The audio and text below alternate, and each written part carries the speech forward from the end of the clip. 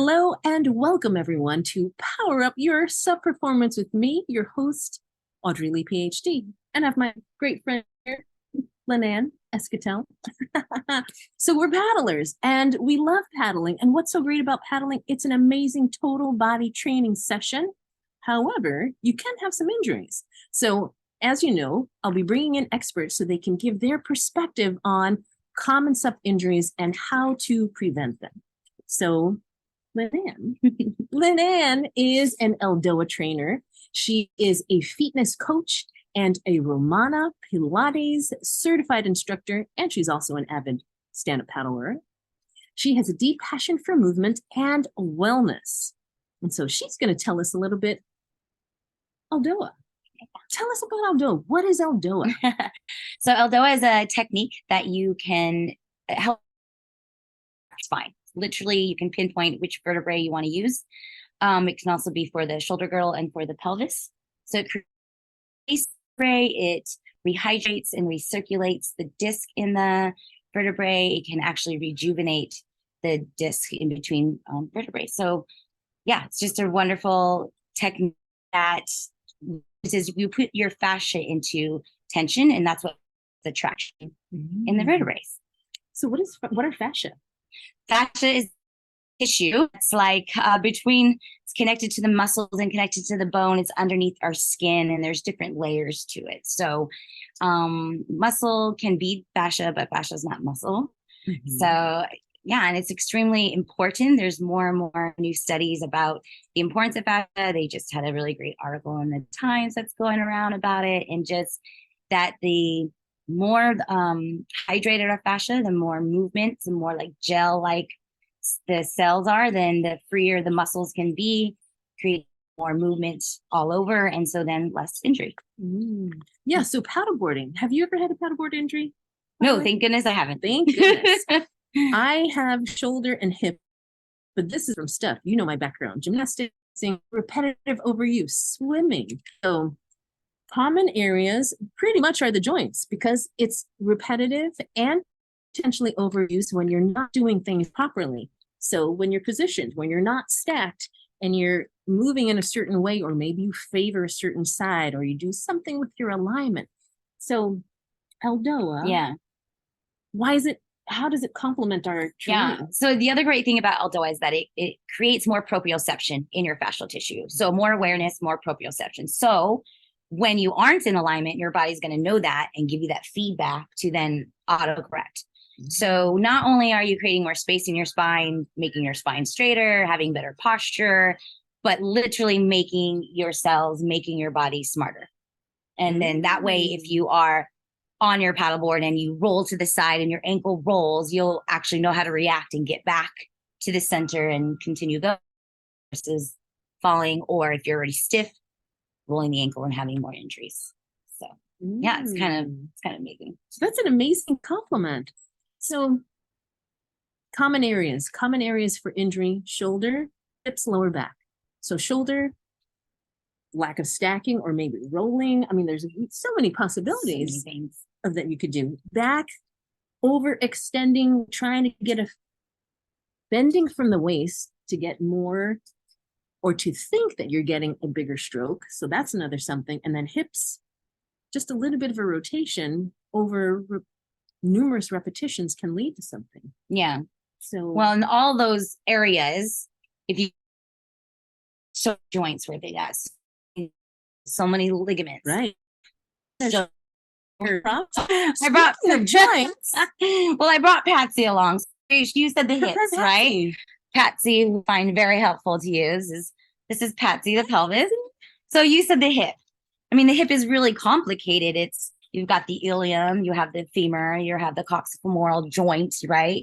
You have the pubisium, and then you have the whole sacrum, the physio joints of the sacrum, the SI joint where it's connected and goes into the lumbar. So when you say hip, like when clients come to me and they're like, I have hip problems, I'm like, okay, well, what exactly is your hip? And the number one thing everyone tells me is my hips are tight. My hips are tight and I want to open my hips. I'm like, great. Can we like pinpoint that a little bit more? Because that could be so many different things. And generally when your hips are tight, it has to do with the coxofemoral. and not the psoas like everyone Are you wants to taking think. notes, everyone? That's really important information. So yeah, so with the ELDOA, I can help you traction in the space of the lumbar, literally all 5 physio joints of the sacrum and the coccyx. Wow. We can reestablish the acetabulum in your hip joint so that you have freer movement, more gliding movement, so that for like you said with the shoulder too, like a lot of issues with the shoulder comes from the sternum and the clavicle and or lack of movement in the shoulder blades. So it's a lot of times when clients come to me and they tell me where their pain is, we have this saying that like the pain is not where the problem is. That's just where the pain is coming out. Yeah. There's a link to it. So if you're having problems with hip, where is that link? Why? Maybe there's not movement and stuff. Maybe there's not movement going on in the lumbar. Maybe you have scoliosis. Maybe you have spondylosis.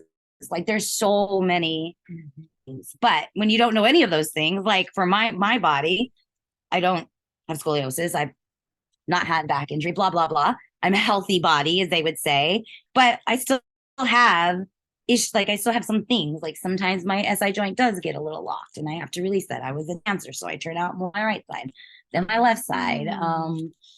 Yeah, just little things like that. And I'm a Pilates instructor. I had been a Pilates instructor for 12 years before I started training in ELDOA. And it just like blew my mind how much more there is to learn about the human body. And I'm like constantly still studying, constantly online, learning things. But yeah, so it's just so much to it.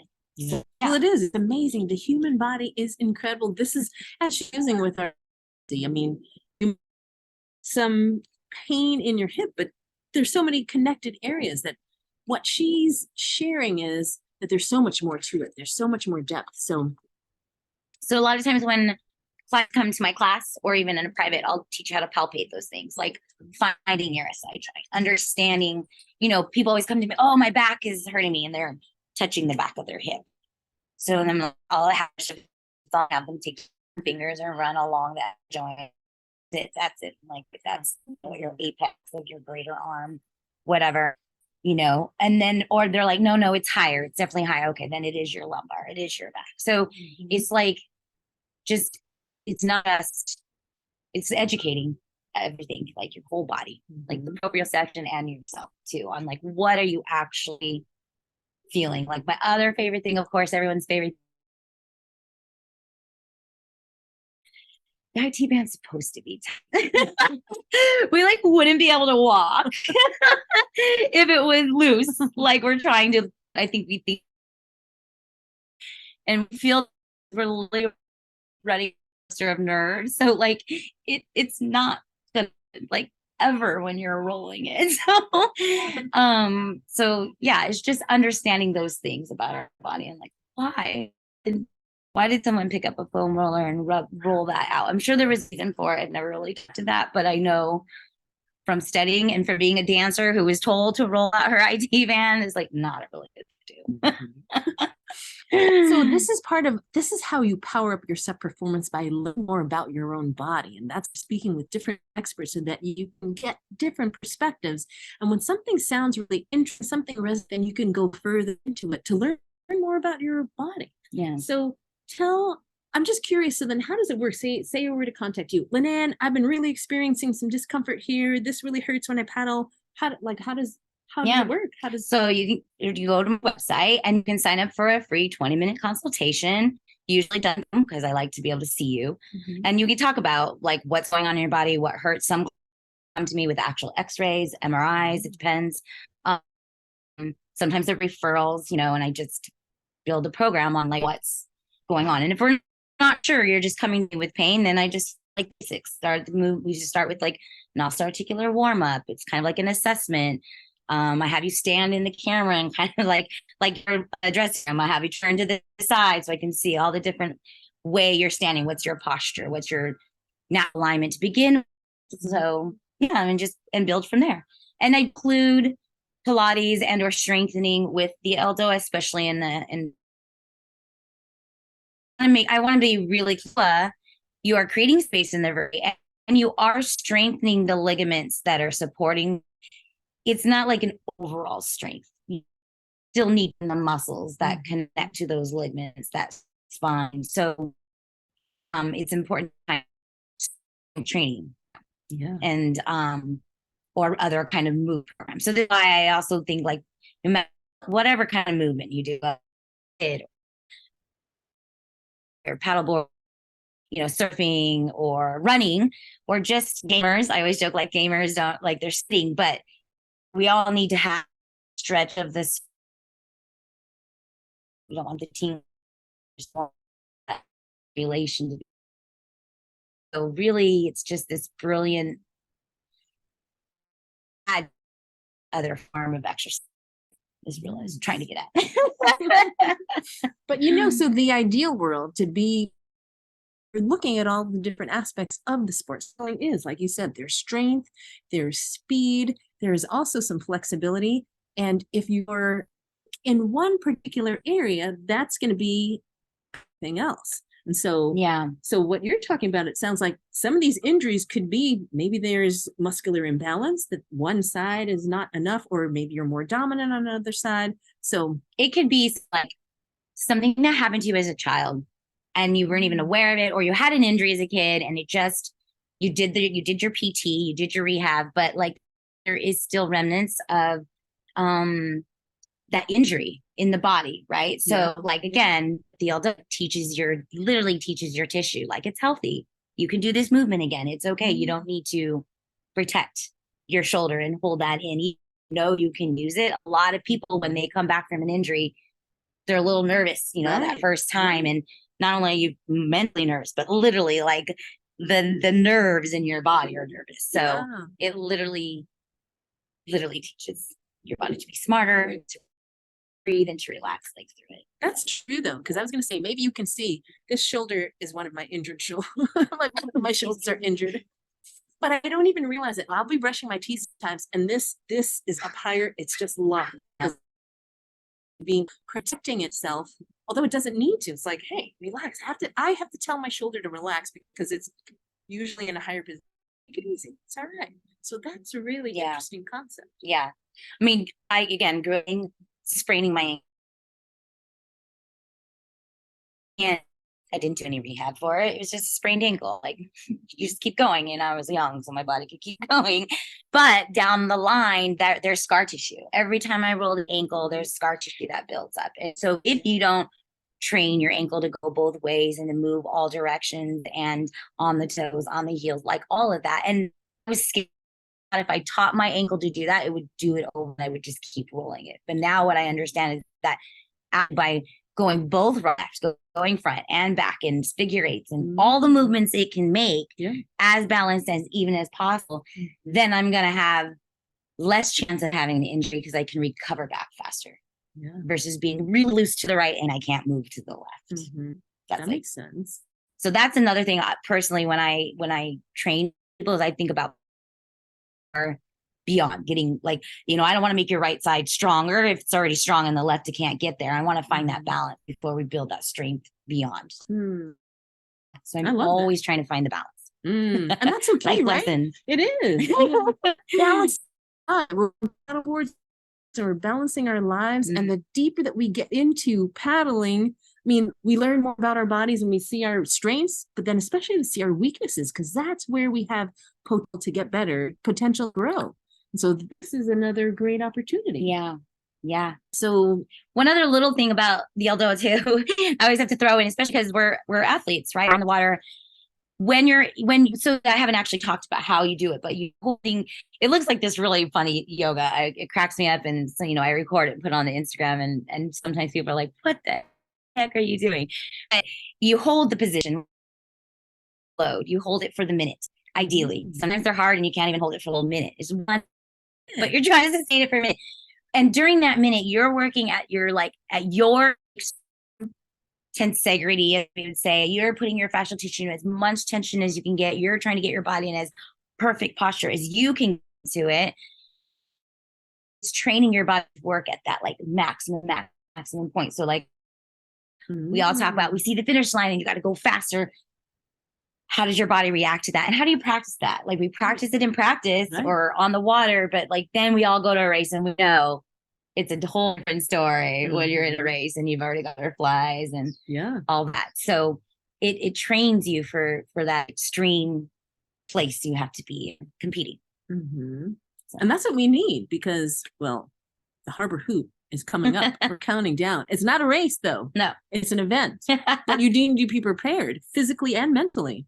So is there a mental component with ELDOA? I mean, like you said, so it's a different mindset, a different mentality that you said yoga might kind of weird, you're holding poses. Yeah, it's Probably definitely a number one is different. to be open to this. Like, hey, I want to share all of you that there are different techniques you can use, and this could be something that your body just reacts and responds so well to. Yeah, so there is a more like in-depth, like it does connect to the parasympathetic nervous system. It does help you with your adrenals. So there is this calmingness that can happen. Everyone has a different experience with it. Like my experience was very visceral. The first time I did it, well, I should even rewind. The first time I did it, I didn't really feel anything. It was with a big group. It was at a Pilates workshop. So we had already been working out all day, Pilates. And at the time I was still dancing. I was really flexible. So I didn't feel it that much. I walked away, but my two friends next to me who both have scoliosis, they're sweating, they're shaking. One is like, like making noises that I was like, what is going on over there? You know, and afterwards I spoke to Laria Cavagna, I should mention, because that's who I train under and she's incredible. But I spoke to her about it and she was just like, well, I go flex. I do have a lot of mobility in my body. I need a little bit more one-on-one attention. Maybe the exercise you picked that day is not where I have an issue going on, you know? So 2 years later, I think it was, I finally did it again in a private and I was sweating and I was shaking and I was like, what is this thing that's like kicking my butt and I'm not moving, like not moving anything really that much movement in your eyes. Like there's stuff happening, but you can't really see it, you know? And I was just really, really fascinated. So I did it. And then it's like after about a mile, I wanted to do all these things. I was living in New York at the time. So I think I ended up walking halfway. I lived in Brooklyn. I was in Manhattan. I walked, I think, down to the bridge at Williamsburg, then got on the train. I had just all this energy to burn. But that's like 40 minutes long. It's like long. And then the next morning, got to the studio early, did a workout. Everyone was like, LynAnn, how much coffee have you had? I'm like, I have that. So, and then I think the next time I had a really good intense workout, it was the opposite. Like I barely made it home on the train without falling asleep. Like, so from night and day. Extreme. Yeah. So it depends on what's going on in your body, how hydrated you are. And we had a like private conversation about hydration and fascia tissue. And it's a whole science. So like really, how hydrated are you? In your cycle. I'm sure with men, there's probably some hormone stuff that goes on in there as well. So I've had clients. I had a client that she was a horseback rider. She had fallen off and broken her lumbar and sacrum way before I met her. By the time I met her, it was all healed and she was riding again, but she was getting ready to jump again. And she was really nervous. And the first time we did the L5S1, which is like one of the first exercises you learn, she just started crying, like just hysterically. But at the same time, staring at me going, why am I crying? Yeah, like it wasn't like she was sobbing, but she was running out of her eyes. And she was like, this is the most intense feeling. And I was like, just breathe it out. You know, it got her hotter and it was holding that, you know, that fear. And that makes total sense. Yeah. Yeah. Because I mean, like that's a traumatic, being injured is a traumatic experience. Work through those. Oh, yeah. They stay on. Like the hip area, women too. That's like where we hold hands, right? So it just was very, it was a beautiful lesson. And yeah, and then I just learned, and I learned so much every time I work with a different client because going on in their body, there's something else I look up. Yeah, which is so amazing because everybody is unique. There's nobody, I mean, even identical twins don't have the same body and different experiences and just the way that they move, their movement patterns, because these are all movement patterns, right? Yeah. So from what I'm understanding, ELDOA is a technique to look at one's existing movement patterns and to see where it can be optimized, because I don't wrong. Yeah, Like, I it's mean, not wrong, but he maybe it's improved yeah, and overall I keep function of the saying body. so Dr. Givoye, who created ELDOA, he had back pain, and he was like, so many people had back pain, and there were all these theories and all these ways to strengthen your back, but still it was the number one in the 70s. It was the number one reason people were like missing work. You know, a lot of people were having other codependencies because of it and all this stuff. So he started researching it and going further and getting further. And he studied all different techniques like Stroth and Niederhafer and some and Mac and a few other ones, quite a few other ones. That I'm spacing on at the moment. But yeah, and then he took all these techniques and put them together. And so his whole purpose was just to cure back pain. But what he kind of forgot was that each vertebrae connects to a nerve that radiates out through the rest of the body. And then that's when he started studying the fascial tissue as tensegrity, which is an architectural, like the most famous one is the Lulu. Like the way it looks like it's being held up. Or my favorite example is the Brooklyn Bridge or the Golden Gate Bridge, right? Like it's got a structure, but it's suspended. And I always tell my clients, that's your spine. It's actually not rigid. It's actually not stacked. Yeah. It's got suspension. That's the fascial tissue so that we can move, we can bend, and we can twist, and we can translate, and our neck can not move, my hips can move, and not my head. And, you know, all those things, just like, so the bridge can move in the wind and not, or one cable breaks, fine, the bridge is going to stay there. But if you don't fix another cable, and then finally the bridge is just going to collapse. It's the same thing with like the spine. So you have the injury and it's healed, you've done your PT, but you haven't actually addressed the fascial tissues that's connected to all that. Down the line, eventually, maybe, possibly, something's going to get, right? Yeah. So, yeah, it's just a full, complete way to heal the body from everything. Yeah. To get bigger, to get faster, right? Because that's what our performance is. Yeah. We've had a really great race. What to entail? So time, right? So we said, like, okay, I did better ties, but then also different parts of your paddling have improved. So I was going to ask them, how would you start somebody off? Like, so you said, Yeah, you assess them, and then we'll do it like what I call the osteoarticular warm up, which is like a way to warm up your joints and ligaments, and just a way for me to kind of see how your body moves. I don't really give you a lot of direction. I like tell you what to do, and then I kind of stare at you because I want to see what's moving, what's not moving. And then a lot of times, especially online, I'll ask, like, what do you feel? Like, I know what I see. Yeah. But what do you feel? Because some people won't know, like, my left hip's not moving. I don't know. I don't feel anything. I get a lot of time, I don't feel anything. Okay, well, let's talk about that, because you're moving your hips right now. You should be something, you know? And then, and then going from there, like, if it's someone who's really, really flexible, they might actually need some more strength. They need to strengthen the ligaments in the joint. Then I would like do some myofascial. And then I always finish with the ELDOA. It's interesting you just said that, because I really think of ELDOA as like recovery, not as like the strength part, right? It's really the recovery, and it should be done every day, and ideally at the end of your workout or at the end of the day. That being said, I've had clients that do it first thing in the morning, because then they know it, they get it done, than it not being done. Yeah. But you know, it's meant to declap the spine, so it's a little more effective at the end of the day after compression. Yeah. To then like release it, and you do the L5S1 1 hour before bed. I promise you'll sleep so much better. Right. I've had clients that are snores. They learn how to do their cervical. They don't completely stop snoring, but it does get better. I've had like little couples being like, we can sleep in the same room again.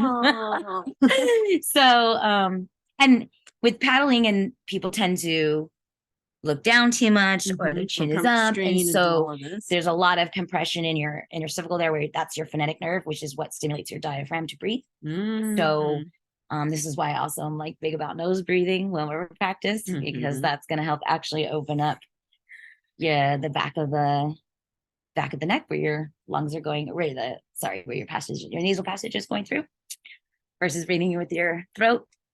Right. So yeah. Well, that, you know, and so especially paddling, repetitive movement, and most people, because they're, you know, every single day. And then on a day when they don't have practice, they go and train their own. And then on the weekend, they do a long thing. And then they have this. And so Or typically the mentality is I have to do more, I have to do more. yeah, because I'd say the number one thing I talking to like other paddlers, especially like the more elite players, is like, well, I was told I need to rest. So yoga. And then we talk about this. I'm like, oh, yoga, because you're gonna go power yoga. That ain't gonna help you rest, and that's not gonna do anything for your floor, which is what we really need to rest. Even the men, so that is constantly contracted when we're on our paddle boards. By the way, what's pelvic floor? Because that's something men and women can benefit from. Pelvic floor. It's like the whole. It's the tissue. It's like the bowl. So bring Patsy back, right? We've got Patsy. She's just the bone part. Then inside you're a bull, and she's in shape. The man's a little wider, right? But inside is your pelvic floor. It's like a sling, like a hammock. It's also the pelvic diaphragm. So it also, just like our diaphragm, it does expand and contract when we breathe. But if we're pulling our pelvic floor up, in and up, like I teach my Pilates clients, you can breathe that way, but they can make it too tight, and then you're straining your breathing. Which when we're on a paddleboard, we need to pull in and up because we need to stay stable. If we don't use our core, then we fall, right? Or it's not less stable. So there's a reason to learn to pull in and up. And then there's a reason to actually let it relax and release. And again, I was a dancer. And then I became a Pilates instructor. So I used to suck that baby in and up so much that if I had kept doing that, or keep doing that, like for women, we have an issue. We can't hold pee. Or we laugh and we sneeze and we pee. So we don't want to do that. No. And then there's some other things too that happen. Same thing if you don't know how to release your pelvic floor. So yeah, it's just so important. The recovery is so important. Yeah, I didn't learn growing up. I didn't learn about recovery. It was like, again, you sprain your ankle. Well, I mean, I have many shows I danced with 100-degree like things like that, you know. So recovery is that's the same thing. So maybe you're doing a multi-event race where you could be doing a distance, and then there's the finals, and then you keep doing other heats. Like that becomes like you bring between, and then afterward, hey, you need half an hour. Like you might need a phase of recovery, and based on whatever it is that you had going into this race, maybe you already have some shoulder something or whatever. Like you just need more. Like your body needs more time for all of that. There's a great exercise we do called the global ELDOA. It's one of the only ones that actually moves. You don't hold the position, and it pumps the dura mater, and the dura mater fascial tissue that wraps around the brain. There's 3 layers, goes down the spine and ends at the sacrum. So it's what keeps your spine hydrated. It's what keeps it moving. It's what keeps it mobile, and it's what talks like to your brain and to the rest of the body. It's like, you know, your highway. So excuse me, every time we fall off our paddle boards, it's fun, it's not hard, but there is like a whiplash effects that happen, right? The dura mater, it's squishy, it's water in there, it won't. And depending on how hard we fall and how many times we fall, you can literally like bruise your dura mater. And for those of us that surf, like same thing. And I mean, this goes, football players, hockey players, I mean, like anything that's just head on, like you're, you know, it's gonna happen. So, and women, our necks are more flexible. They are not weaker. They are more flexible than men's. So we can actually have such a hard like contusion, like movement, that it actually can affect our pelvis. Men as well, depending on how hard, like be in a car accident, right? So my point being is that you do this exercise that pumps the dura mater. It keeps the hydration and your spinal fluid going up and down and moving. And a few other ELDOA instructors right now are doing more studies on how it works for people with concussions. They're like working with some former football players and hockey players, and ideally there'll be some like more studies out about it. But it's a quick little, maybe takes less than a minute to do, and I'll do it sometimes between clients, or I do it after every paddle. And it's like, and it wakes you up. It's like, it's like taking a quick little nap. You're like, I don't have time to take a 15-minute nap, but I can lay down and do my quick little global ELDOA and I'm Mhm. stimulated. I know I did something good for my brain. If you get headaches, if you get migraines, ladies, menstrual cramps, like all that is just brilliant for. And so that's something that's done laying down. Mhm. You said? Yeah, then laying down, because that's the other thing. There's no ELDOA is all about not having no compression in the spine. So there's no jumping. Mhm. It's all most of it's on the floor or sitting in a chair. Mhm. We march in the beginning to get the heart rate up, but there's no like running because we don't want to jostle the heart either, because again, even the heart is suspended with the fascia. So like when we run, it Jarring motion. it jars, right? We paddle, it's gonna move. So again, like there's ELDOAs for the costal, Really? sternocostal to Wow. help like open up the ribs and then strengthen and then rejuvenate. Like you bust your rib, you fall, you bruise. Like, what do we do for that? Yeah. Nothing, right? People are like, you tape it and you just wait for it to get better. No, actually, you can actually stretch or we say stretch, but you can actually decoapt and open and then re-stimulate that tissue in there. So she's talking my language. Like so many things. Like I heard this, I heard this, I heard this. So it's like amazing. But so you said there was more of a recovery. So is there something being here right now? Is there something you can take us through so that people can watch and see and just get a little taste of what it would be like? Yeah. So I'll do that we call the T6, T7, which is your thoracic 6, thoracic 7. And I'm just going to leave it at that. Again, like when I teach, I'm real vague because I don't want to tell you where to feel. I want you to feel it first. Then I'm going to talk to you about it. And then ideally feel where you're supposed to feel it. But if you don't, that might be that like something's going on there that you're not feeling it, or that's just not a place you're tight at. You need some. Right? So we're going to keep it at that. So wherever you are, you just want to sit so that your feet are kind of planted on the ground. And you want to feel your spine as straight as you can make it. When we do ELDOA, we call it axial extension. But mainly we're trying to get all the curves out. So we don't want the lumbar to come forward. We don't want the ribs to splay open. We want to let the pelvis. So I have a question. If I have a pillow behind, should I move this out of the way? Not so much. I mean, if that helps you find your back up straighter, it's okay. Sometimes I use the wall with clients to help because I've had a lot of people don't realize how much they arch their back. They'll be like, I'm straight. And I'm like, okay, let's go to the wall. Can't fight the wall. Yeah. The wall talks back. So yeah, you can use something, but the end game is to be able, one of his quotes is like, you could do this on a deserted island with the palm tree because you need a palm tree to put your legs up. But otherwise you don't need any equipment. You don't need any of this. And you can actually do this on the paddleboard. Great. So we're sitting in a chair. You can also sit on the floor with your legs crossed. That's the more general way you want to do this exercise. But if I have a client that can't get to the floor, then he's just sitting in the chair. Okay, so back as straight as possible. And let's come to our cervical really quick. So we have the jaw and it comes around. So we're going to make our jaw and our head like we're doing a little Egyptian. We're going to push forward and pull back. It's going to feel really funny to do. I actually do this quite often.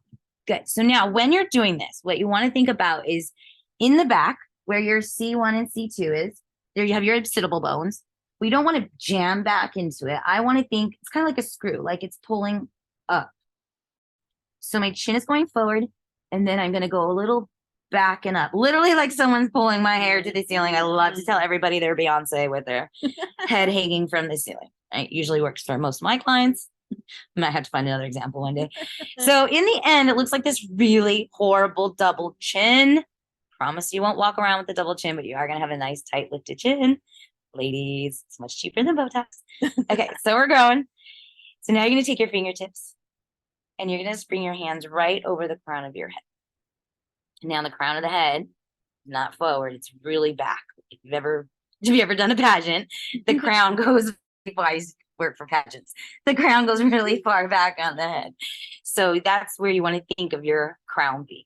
Now, I'm pretty flexible in my shoulders. A lot of people will get here and they can't even open the elbows. So one little trick is you just practice that a few times. Are you able to open and close? And when you do that, you don't want to lose your funny double chin. So we don't want this to move. You don't want your back to move. Some people won't even know their ribs are moving. They think their elbows are moving and they're doing this. And I'm like, that's not your elbow. So you want to find all of that. So wherever that ends up being for you, we're going to hold. And then Let me do get we my little incorporate any timer. type of breathing or anything? Right now, you're trying to just breathe nice and relax. I'm turning on my timer. Pardon me for a second. You want to just breathe really easy right now. You're already thinking about a lot of things, but later on, yeah, I might tell you to use your diaphragm more, and especially if you're like turning red on me. But right now, you just want to like breathe. All right, so we're going to take a nice breath. And as you exhale, you're going to start to reach up.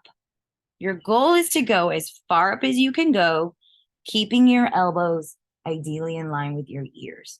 So if you can go all the way up, you can go all the way up. But if you get to here and you're like this, stop there and hold that. And now we're going to breathe. I have the timer on. You're going to hold that for a minute. Think of this spreading open. Yep. And think of this pressing up. Yep. And then pull back in here a little more too.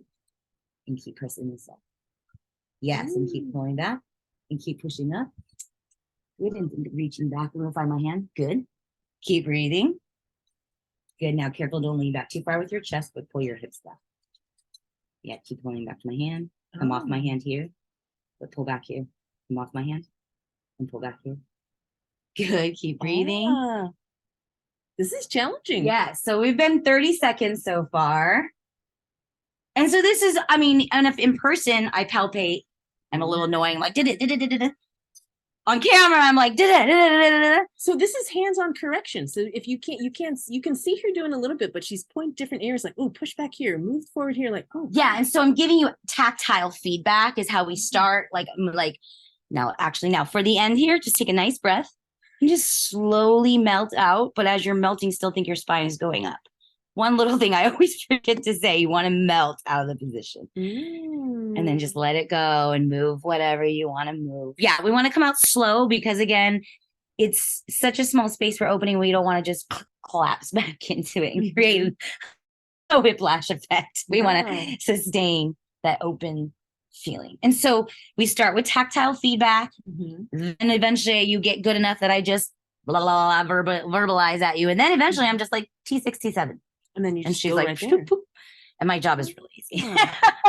So that makes sense then how she's saying it's like educating, you're learning more about your body, because I feel like I'm sitting up straight, but then we say like, oh, move this one goes, this portion here and here. I'm like, oh, wait a minute. And so it's like that's new information for me. It's wild. Like I literally remember one time being like, I remember my friend teaching me and she's like, well, and she's like, I need to move this rib, and she tapped it and I would like literally was able to move it, and she's like, oh my God. I'm like, oh my God. We both were like, what the hell? Like, and because we're both Pilates teachers, so it was just like to have that even more sensory feedback. So again, when you're on your paddleboard and all of a sudden there's a wake out of nowhere from behind you, you know how to react to it versus just being like, ouch, I'm off, and jump back on. So yeah, it's pretty incredible. So my question for you was, where did you feel that?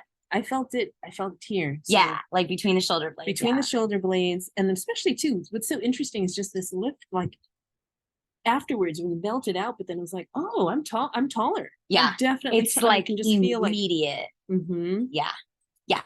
And so, yeah, you should have ideally felt that right between the shoulder blades.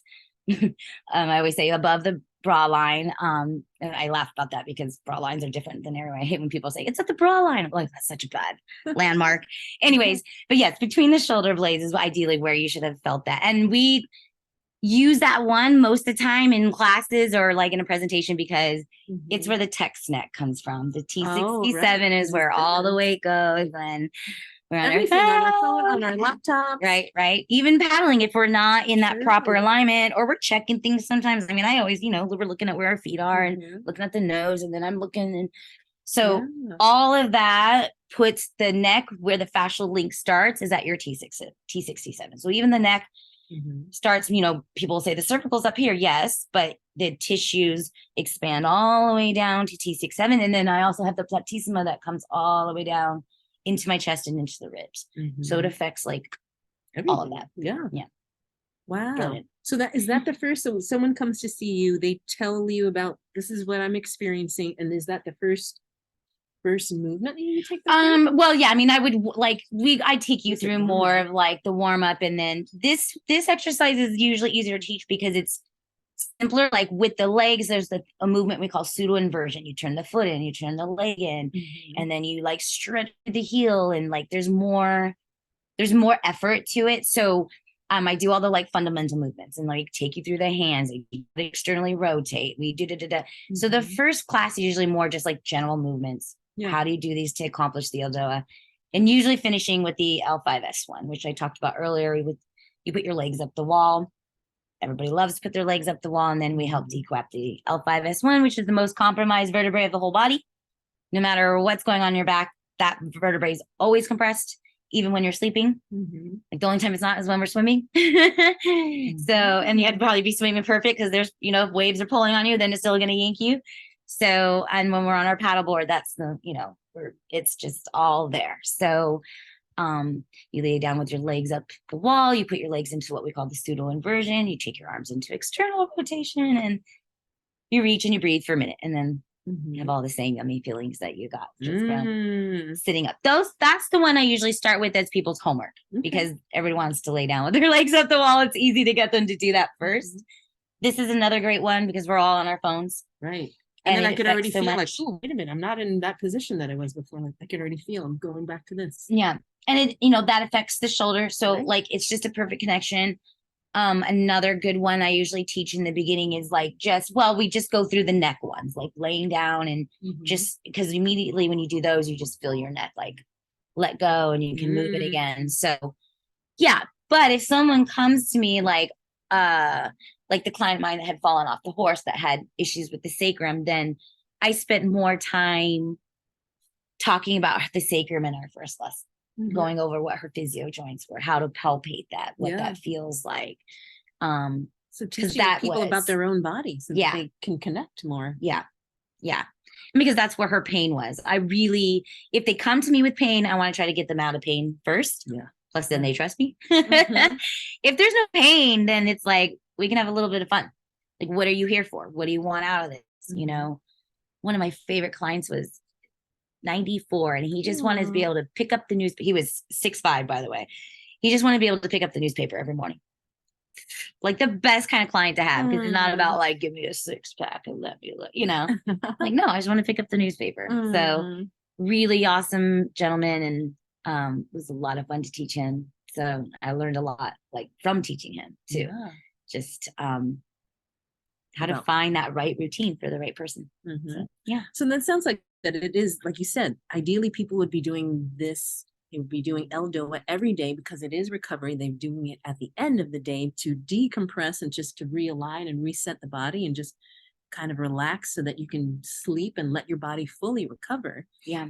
I had a question about so you do private, so one-on-one, which would be specific to that individual about whatever they're presenting with, but then you also do groups. Yeah, they have the online class. It's every Tuesday, noon on the Pacific, 3 p.m. Eastern, because I originally designed the class for some speakers on the East Coast that wanted to do Pilates instructors that wanted to do ELDOA. So it was kind of arranged around their time. But the beauty about Zoom is that I record the classes. So if you can't be there, you can still purchase the class. You get the recording for 30 days. I make it available to you to download. If you like it, want to keep it, you can, but it will erase after 30 days. And I'm currently in the moment, like literally building up a small library. So by the new year, you can hopefully just find the classes online and find the ones you want. Nice. But you can definitely come to the class on Tuesday. Here in San Clemente now. So I'm sorry, I'm just working on trying to find a live class, a space for a live class. But so there's so many races coming up and holidays coming up. It's hard to find a day between trainings. So working on that. Busy. But so I also had a question about those online classes. Are they, is there a specific focus for each class? How is that? How are the online classes organized? So each class I pick a different area to work on, and I will list that in the beginning of the month. I send out a newsletter that you can sign up for that will give you the link to see the calendar, so you know what the theme will be for that class. And I change it. Like I might repeat this. I don't repeat week to week, but I might do the same class, but there's always something different in there, a different stretch, a different way to go about it, use the wall, not use the wall. A few weeks ago, I had 2 new people come, and I've been having this class for like 2 years. So I had 2 new people come, and it was so much fun for the people that have been coming for a while, because we like went back to the beginning, back to kind of like the basic foundation movements. Yeah. And the clients of mine that have been coming for 2 years loved it, because they were like, oh my God, there's stuff like you forget, like you start going through and then you just come. And so it was a great refresher, like for everyone. So then that's the other beauty, is you're always working at your maximum effort, integrity, whatever word, push, whatever word you want to use. So it works for your body. It's not like competing. You don't have to make the position look like my position. That's also why there's no books on it. And you might find some stuff online, might find some like YouTube videos, but there's no books on it, because he was really adamant. He didn't want, like, I had pictures that I studied, but he didn't want a book about it, because he didn't want people to see a picture and be like, oh, that's what I have to do. Because that's your end game. But there's also, when I do it now, I've been doing this 5 years, there's more going on internally. I'm trying to create LymScot, which is something I didn't even talk about, because that's just a whole another weird That'll be another element of ELDOA. But I'm trying to create LymScot in my tissue, which is what's creating more hydration in the tissue. And when you're flexible, that's the only way to get more tension in the tissue. So it's like literally using my brain to do it. So yeah, it's a beautiful thing. Beautiful thing. Yeah. Oh yeah. So each class is like built around whatever area, but then it can be really whatever level you're at. Okay. And so then if people were to sign up, so they come to see you, they have some kind of an issue, maybe they work one-on-one and then they want to continue, and then they so I usually class. I encourage them to, if there's an issue, if you're having pain or you want to work on something, I encourage at least 3 to 5 lessons within like a 2 to 3 week window, because the quicker you do it, or the more close together you do it, the more your body's going to remember. If you take longer, it just takes a little longer. And then from there, I encourage just to come to the class, because you have your homework. I give you your homework. The class is a good refresher. It works other part of the bodies you might not think about working. And then if you want to have another private down, always open to always keeping privates going, but I don't push it unless that's really what you want. I like to give you that workout and then maybe check in on it every once in a while. But I do have clients, like I have one woman that's just like, I'm not going to do it by myself, so I'll see you every week. So then you're accountable, because on your own, something always is going to come up, but then you commit and you come and you show up and you take the time for yourself. Yeah. That's the biggest, most important thing, just taking that time. Well, speaking of time, thank you so much for your time. So where do people find you? How do they get your information? So my website is LynAnn, Escatel.com. Real simple. That's LynAnn. I know that'll be all like in the notes later. I'm also on Instagram, which is Escatel, and I'm on Facebook, which is LynAnn Escatel. All those links are on the website as well. That's where you find me for now. So make sure to find her there. And we have a special gift for our USA SUP listeners and viewers. So use the code USA SUP 50 to get 50% off live or online classes for this month. Yeah. Well, it's just opened. I had said this month because we weren't really sure. My web designer, we weren't sure, but I told her to keep it open-ended. So anytime you see this, you get one time to use the code. Wow. Thank you so much for that. And thank you so much for sharing with us. Thank you all for joining us. And we look forward to seeing you next time. Power up your SUP performance. Yeah. Bye.